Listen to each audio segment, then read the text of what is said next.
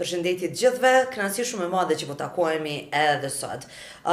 Grupi për studime juridike dhe politike përmes një super projekti të cilin e ka lansuar që është Act Now, e që është i mbështetur nga reforma e administratës publike dhe sundimit të ligjit përmes luftimit të korrupsionit dhe përmirësimit të ofrimit të shërbimeve, i cili financohet nga Bashkimi Evropian, sjell për ju këto podcasta me qëllimin për me informu secilin qytetar në lidhje me agjencione dhe fush veprime të ndryshme.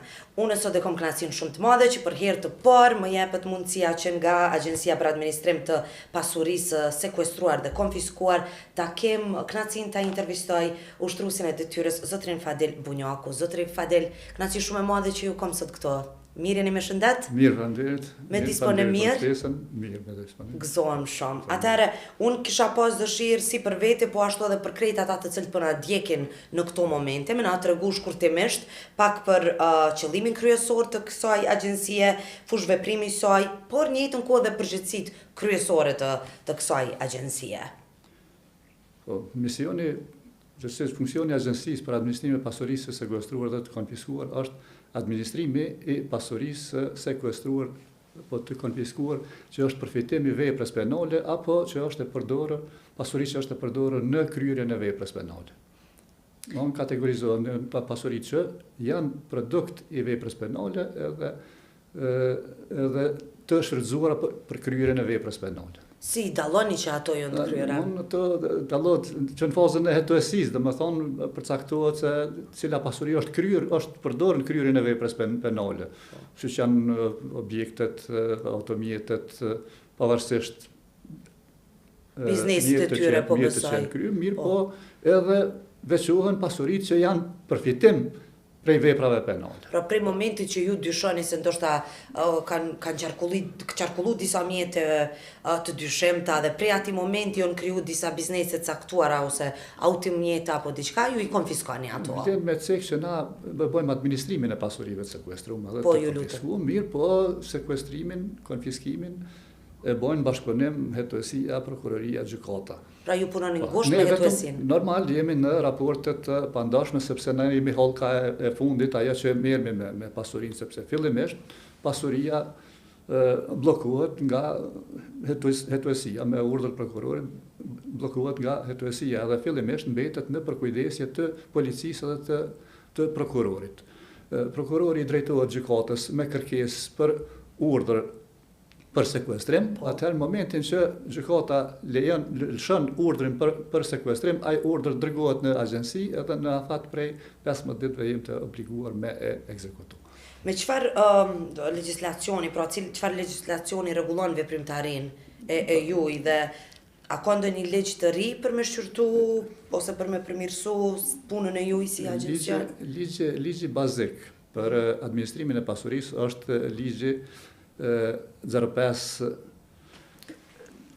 L/029, që është ligji për administrimin e pasurisë sekuestruar dhe të konfiskuar, mirë po ka dispozita edhe në kodin e procedurës penale që parashojnë rregullat e sekuestrimit, kur dërgohet një pasuri në administrim, si administrohet ka rregulla që përcaktojnë edhe kodi i procedurës penale, mirë, po ligj bazik është ligji për administrimin e pasurisë sekuestruar. Mirë, me cilë ju padyshim e përmendet që bashkëpunoni me hetuesin, me gjykatat, po kush është institucioni më i përafërt me cilën agjencioni për administrim të pasurisë sekuestruar dhe konfiskuar bashkëpunon, që ka me patjetër ta ketë pjesë të bashkëpunimeve të saj?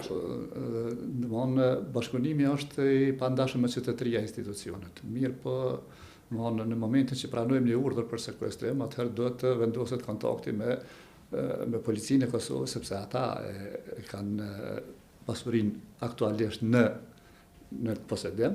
Dhe ju urdhrin e merrni nga gjykata? Urdhrin e morëm nga gjykata. Pastaj me bazë të urdhrit, nëse kemi informacion mjaftueshëm në urdhër, atëherë nëse s'ka kontaktojmë direkt, po nëse jo, atëherë nga kontaktojmë gjykatën, marrim kontaktet kush është prokurori i rastit, kush është hetuesi edhe vendosim kontaktin me ta, kështu që çdo herë pasuria pranohet në prezencë të hetuesve që momentalisht e kanë pasuri. Si administroni pasurinë e sekuestruar këtë rast gjatë proceseve gjyqësore? Varet nga lloji i pasurisë. Domthonë objekti i sekuestrimit, konfiskimit janë pasuritë e lojshme, pasuritë e palojshme, të hyrat, parat, metalet çmueshme. Për pasuritë e lojshme kemë depon në daljet të Prishtinës, që vendosen aty edhe kanë për kujdesje të vazhdueshme. Pasuritë e palojshme administrohen aty ku janë, domthonë na dorëzohen edhe prej atij momenti na marrim përgjegjësinë për mirëmbajtjen e tyre, për ruajtjen e vlerës të tyre. Më falni që pjo ndërprej, kisha pas qef shumë e ditë, në rast se ju e sekuestroni automjetin e një personi dhe ai person dënohet nga gjykata, kujt i mbetet ai automjet? Është i shtetit? Kështu se janë, domthonë, varet. Është procedurë, po besoj pak më. Procesi tash për me qenë më të qartë, po shpjegoj në mënyrë pak më të thjeshtë. Lutem. Një pasuri që sekuestrohet, domthonë i nënshtrohet procesit gjyqësor. Nëse gjatë rrugës nuk ka bazë mjaftueshme, gjykata merr vendime dhe e liron pasurinë, i kthehet pronarit pasuria. Tash po nëse vjen deri te konfiskimi, atëherë janë 3 rrugë që i ndjek prokurori me kërkesë të gjyqtarit. Mund të kërkoj prokurori nga gjyqtari që pasuria të shitet edhe të kompenzohen palët e dëmtuar në procedurë. Mund të kërkoj prokurori që pasuria të mbetet institucioneve shtetërore për përdorim, apo të shitet edhe parat derdhë në buxhetin e Kosovës. Okej, kemi të qartë tash, që të dim se që shko në raste kur dënohet edhe dim që është përdorë për vepër penale. Janë këto 3 rrugë kur konfiskohet përfundimisht pasuria. Në rastet rralla kompenzohen, shitet me ato mjete kompenzohen palët në proporcion, se jo çdo herë arrin ajo shumë për me kompenzu palët e dëmtuar në atë vepër. Në rastet rralla nuk jo çdo herë gjykata e cek se si të veprohet me atë pasuri, mirë, po atëherë është kompetencë e agjencisë një pasuri të konfiskuar me dhon për shfrytëzim institucioneve shtetërore apo me shit edhe kundërvjerën me dirë buxhet. Nëse kishe mujt, zotri Fadil, lutem me na shpjegu se cili është dallimi mes pasurisë sekuestruar dhe të konfiskuar. Pasuria një pasuri mund të zhvillohet në 3 faza. Ekziston ngrirja e pasurisë, fillimisht që ajo pasuri nuk vjen në administrim të agjencisë, thjesht bllokohet. Nëse sidomos te pasuritë e palojshme, bllokohet, ju dërgohet urdhri zyrës të noterëve, zyreve katastrale dhe ajo pasuri nuk mundet me u shit, nuk mundet me u dhon shfrytëzim, nuk mundet me u punu diçka tepër, thjesht është e ngrirë, po është në posedim të pronarit. Pronari e posedon edhe matutje, mirë po i ka të ndaluar çdo veprim administrativ rreth asaj pasurie. Ato pasuri nuk janë, shumicën e rasteve nuk janë objekt i administrimit nga agjencia për administrim pasurisë të sekuestruar. Pasuritë e sekuestruara të konfiskuara administrohen në agjenci, pasuria e sekuestruar do të thotë një pasuri që është marrë përkohësisht, mirë po nuk ka vendim përfundimtar për konfiskim, ende është pasuri e padefinuar, po që në fakt pronarit ju ka marrë posedimi, ka kaluar agjencisë. Pasuria e konfiskuar është pasuria që me vendim përfundimtar është konfiskuar edhe ajo nuk i kthehet. Nuk i takon mort. Sfidat kryesore me cilat ju përballeni si agjencion gjatë administrimit të pasurive të sekuestruara, konfiskuara, këtë procedurë, cila është? Ka shumë sfida, po sfida dominuese, sfida kryesore është ruajtja e vlerës pasurisë. Në këtë drejtim kemi punu shumë, sepse si çdo kënd, jo vetëm në Kosovë, na mund me thonë që në Kosovë, po çdo kënd te procedurat e konfiskimit janë pak më të komplikuara dhe kërkojnë kohë për më u finalizuar në gjykata. Tash me kalimin e kohës pasuritë devalvohen, sidomos automjetet. Na kemi me iniciativën tonë kemi bën një bazë ligjore që pasuritë me mund me ushit edhe në kohën e sekuestrimit me qëllim të ruajtjes të kundërvlerës, po në rast të caktuar edhe për shkak të evitimit të prishjes, sepse mund të pas edhe pasuri që prishen për një kohë të shkurt, po edhe me e minimizue kostën e administrimit të pasurive. Kjo bazë ligjore është rregulluar, është duke funksionuar, po jo në mos sa ne do të dëshiranim. Pse? Sepse është një procedurë pak sa e komplikuar. Agjencia do të më bëj kërkesë prokurorit. Për me shit një pasurinë fazën e sekuestrimit me qëllim të ruajtjes të kundërvlerës. Për me, prokurori pastaj do të më bëj kërkesë gjykatës, gjykata do të me leju shitjen, me nxjerr vendim për shitjen në fazën e sekuestrimit, ai vendim prap mundet mu ankimu me shkua edhe në apel, kështu që pra procedura si procedurë është pak më e gjatë. Është pak më e gjatë, domthonë është një zinxhir që nuk me bazë ligjit na nuk e kemi mundësinë e komunikimit drejt për drejt me gjyqtarin dhe me kërkuar vendimin për shitje edhe me sqaruar tamam arsyen pse po do me shit një.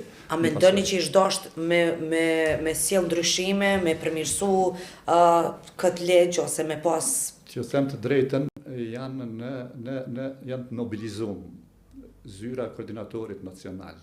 Projektet ndërkombëtare që na mbështesin, vetë Këshilli Gjyqësor, vetë Këshilli Prokurorial, të gjithë e përkrahin iniciativën për me ushqit pasuritë sa më shpejt.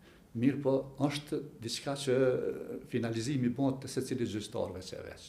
Tash disa vlerësojnë ashtu, disa vlerësojnë kështu, është edhe një pengesë që një pasuri në bazë të kodit procedurës penale, një pasuri që specifikohet provën procedurë, ajo nuk mund të përfshit, do të me urujt deri në përfundim të procedurave, kështu që edhe di që procedurat nuk përfundojnë shumë shpejt. Funksionuar mirë, po jo në masën sa na do të dëshironet. Patjetër.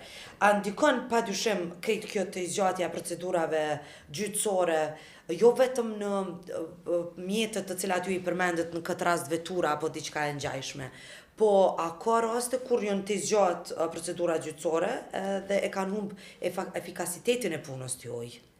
Po, fatkeqësisht ka, jo në përgjithësi, po ka pas raste që deri me 10 vjet zgjat. Deri me 10 vjet. Varsisht prej rastit sa është kompleks, varsisht prej procedurave, gjykata megjithëse është diçka që një proces që zhvillohet në prokurorin, gjykata nuk kisha dashur më lëshuar shumë në komentimin e punës tyre. Por që ka raste? Jo tash nuk është na kemi pas këto kontakte, kemi pas punëtari, vizita studimore, e kemi pas që gjithkohë nëpër Evropë te proceset të konfiskimit, bile në Evropë edhe më gjatë, se ata zhvillojnë hetime në për shumë shtete, sepse hulumtimi i përfitimit veprës, i pasurisë përfitimit veprës penale shtrihet shumë më gjatë, sepse rrallë mos t'i shuj kriminal. Po asnjëherë nuk kanë bu brenda natës ato. Jo, po është puna që për kujdesen mirë, për mos me lënë pasurinë atë ku edhe është dyshuara. A ka ndonjë mekanizëm të monitorimit ose në këtë rast të raportimit për me siguru transparencën e gjitha veprimeve të Agjencisë për Administrim të pasurisë së sekuestruar dhe konfiskuar? Ne na obligojnë komplet legjislacioni që është që funksionon në Kosovë, për shembull edhe për ruajtjen e privatësisë, po edhe për përgjigjen në kërkesa për informacionet gjitha ato, jemi të hapur në këtë drejtim, nuk kemi pas asnjëherë vretje, për shembull çdo herë kur ka pas kërkesa qoftë prej gazetarëve, qoftë jemi përgjigj me kohë, qoftë prej palëve, raportet i kemi vjetore, me bazë ligjit na raportojmë një herë në vit, ai raport është në web faqe, po edhe shumë aktivitete të agjencisë publikohen në web faqe të agjencisë, kështu që ato janë transparente për secilin që don me hyjë dhe me po çka. Cila është po zhvillohet dhe çka. A ka po dalë është pak jashtë teme. Cili prej këtyre viteve të fundit ka qenë ndoshta viti ku ju keni qenë jashtëzakonisht aktiv? Ku ka qenë një vit që na si agjenci jemi aktiv vazhdimisht, mirë po ka raste për shembull që një rast i veçantë ta kalon shumën e 2 viteve më parë, për shembull se varet për raste, ka shumë raste që përfundon me një konfiskim për shembull prej pak qindra euro, po ka raste që shkon edhe me miliona. Që është me miliona, kështu që aty nuk sidomos te shumë te vlera e pasurive, nuk ka në rrjedhë që me thonë ky vit është më i suksesshëm, ai vit sepse rasti ka filluar për shembull para 5 vjetë, po këtë vit përfundon me konfiskim, edhe këtë vit e rrit vlerën. Jo çdo vit kemi pas vlerë 5 milion euro të sekuestrimit, të konfiskimit, të janë të dy kategoritë, mirë po viti kaluar ka qenë një rast më i madh që janë konfiskuar do prona të palojshme, do automjete të mira, do sen, kështu që veç një rast e ka rrit vlerën nuk është shumë. Çfarë lloj sugjerimi keni për përmirësimin e bashkëpunimit juaj në lidhje me bashkëpunimin që e keni me gjykatat në këtë rast? Çka kishit propozuar? Kërkesa e vazhdueshme në çdo medium, çdo vend që na ka dhënë rast të qoftë në përpunëtari përbashkëta, qoftë në për projekte të ndryshme, domethënë kërkesa e vazhdueshme është që me na përcjell me vendime për shitjen në fazën e sekuestrimit për me me rujt vlerën e pasurisë, sidomos të pasuritë e lojshme që humbin vlerë. Tjetër vlerë ka një automjet sot, tjetër ka mas 10 viteve, nuk dëmtohet kërkush, nuk dëmtohet as pala, as shteti. Domethënë, nëse vendoset palës me ju kthy automjeti, i kthehet komplet vlera e shitjes që e parave sa ka kushtuar, po. Domethënë, parat e shitjes në vlerën në fazën e sekuestrimit deponohen llogarinë që e kemi në bankën qendrore, qëndrojnë llogaritë pa prekura deri të përfundojnë procedurat. Në momentin që përfundon procedura, ato mjetën, nëse ka vendim për me ju kthy palës automjeti, i kthehet kundër vlera e automjetit, më vlera që është shit automjeti apo pasuria tjetër, normalisht që është më i kënaqshëm se sa më e marr një automjet mas 10 viteve që qëndron atje në kushte të pafavorshme atmosferike. Edhe faktikisht nuk ka çka më. Zotri Fadil, në këtë rast po flasim për automjete, por nëse ndalemi dhe flasim për shtëpit, për banesat ose për pasurinë të një lloji tjetër, ato nuk e kanë nuk është që ju bjen vlera njëjtë sikurse veturave apo? Jo, është fakt që të na pasurive të palojshme nuk ju humb vlera. Po.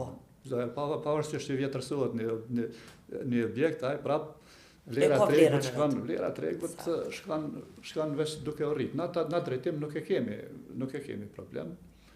Edhe normal deri tash kemi pasunive të konfiskuara, pasuni të palojshme, banesa, shtëpi, motel, tokë. Deri tash kemi dhënë në shfrytëzim objekte? Tri prej objekteve të konfiskuara, që janë të konfiskuara. Në fazën e sekuestrimit mund me dhënë me qira, por do të me leju gjykata. Për mos me bësh shpenzimet sigurimit, po në një farë forme përfitojmë edhe nëse e me një qira pak më tullët, sepse vetëm natyra e pasurisë të sekuestruar, të konfiskuar, njerëzit hezitojnë edhe me hyrë në qoftë për blerje, qoftë për me hyrë në banon, me banon. Pak puna e vesit është pasuri e huaj që shparegon pronari, shpronari në këtë rast. Mirë po, domthonë edhe në atë rast të japim me qira, mirë po në fazën e sekuestrimit kemi nevojë për miratim nga gjykata, për me dhënë me qira, në rastet të konfiskimit atë është kompetenca e agjencisë. I ofron qeverisë për shfrytëzim ato që mundin më shfrytëzu për qeverie. Dy raste veçanta janë dhënë banesa për raste sociale, kuptohet përmes ministrisë edhe komunave ku janë ato banesa, janë strehu dy familje, një banesa është dhënë për zyrë, një shoqate dhe për momentin janë këto në shfrytëzim. Po. Çfarë ndikimi ka puna e agjencionit në luftën kundër krimit të organizuar dhe korrupsionit në Kosovë? Normal që ka kontributin, nuk ka kontributin fillestar, për shembull hetimin, zbulimin, megjithëse edhe si agjenci çdo lloj se na kemi raste për shembull që gjatë administrimit kemi hetuar që aty ka edhe diçka edhe jemi të obliguar me bashkëpunu me prokurorin e rastit edhe me NICU për shembull sekuestrohet një tokë i jepet në administrim agjencisë, kur shkojmë aty i gjejmë edhe 3 shtëpia, kur ti qesëm pikat me katastër gjejmë edhe 3 shtëpia, normal që do të me jep të obliguar me informuar prokurorin dhe prokurori përfshin procedurë dhe ato objekte që janë atë, ose që zbulojmë diçka që nuk është në rregull diçka, po. Që ka diçka shtesë që nuk ka mujt, për shembull, në rastet e veturave nuk ka pas ndonjë rast, po mundet për shembull mendohet se na pasuritë e lojshme i administrojmë bazat ditore për mirëmbajtje e tyre. Shumë thjesht mundet me dalë që mu gjetë diçka prej zyrtarit tonë gjatë mirëmbajtjes motorit apo diçka që s'ka mujt edhe me e gjetë. Po. Nashta policia. Në atë rast jemi të obliguar njëherë me bashkëpunu me vallkën e veprimit. Po dal pak të kjo si për pozitën tuaj si ushtrues detyre zotri Fadel, është vështirë me qenë në këtë rol, është vështirë me pas këtë pozitë, këtë punë të cilën ju e keni sot? Nuk është vështirë, se unë jam që 12 vjet në agjenci, domethënë një procedurat mos them se cili prej zyrtarëve që janë të familiarizuar me administrimin e pasurisë, i procedurat më shumë se sa një kuadër që vjen nga jashtë, sado që është i përgatitur profesionalisht, por do të familiarizohet me funksionin e agjencisë, duhet pak një kohë, kështu që për mua nuk është vështirë sepse kam qenë aty, jam drejtori i departamentit administratës me funksion, kështu E bëni me kënaqësi punën. E shijoni. Normale, që edhe ka njëherë kur qalojmë nuk njëna mirë. Po, aj pa dyshim. Nuk njëna mirë. A ju ndodh shpesh që procedurat shkojnë ma nga dole ose nuk shkojnë ashtu që keni mendu ju? Ndodh shpesh sepse na i këshirëm një aspekt tjetër, për shembull çështjen e administrimit. Gjykata nashta e ka hollin sa me ja shqiptu dënimin. Po. Pak merret me çështjen e administrimit, për shembull. Për dikant nashta është shumë irrelevante kur i themi na çana në vendim ta shesim një pasoni t'ia ruajmë vlerën, sepse ai ka qëllime tjera, sepse ka atje mund të bësh ti 20 vjet për fjala bjen atë ka. Se cili pozitën. Kështu që na shumë e morëm më për zemër për shembull çështjen e administrimit se sa ata të tjerë që kanë veç detyrën për me shqiptu dënim. Me zbulue, me sekuestrua dhe me dërzu të agjensia. Sakt. Edhe normal, kështu që në çdo rast, sepse kur një detyrë kryhet në disa institucione, normal që është pak më i vështirë, pak procedura dhe gjithë shka. Ecja e procedurave ashtu tamam siç dëshirojmë. Edhe një gabim i vogël, na jemi hallka e fundit në procesin e konfiskimit, një gabim i vogël procedura më herët, të na del problemi.